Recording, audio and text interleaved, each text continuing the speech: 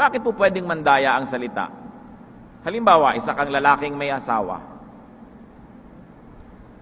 Merong nagiging malapit sa iyo na isang office mate na babae.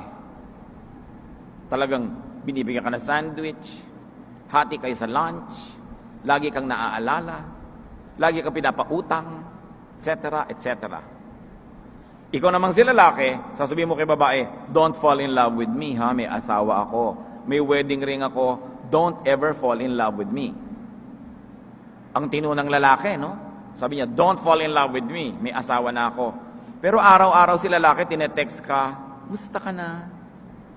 Miss na kita. Ang ganda ng haircut mo. Ang ganda mo ngayon. Pag nagkikita kayo, pinipisil ng konti yung daliri mo ng lihim. Pag walang nakatingin, hahalikan ka ng konti sa pisngi. Sabi niya, friendly kiss.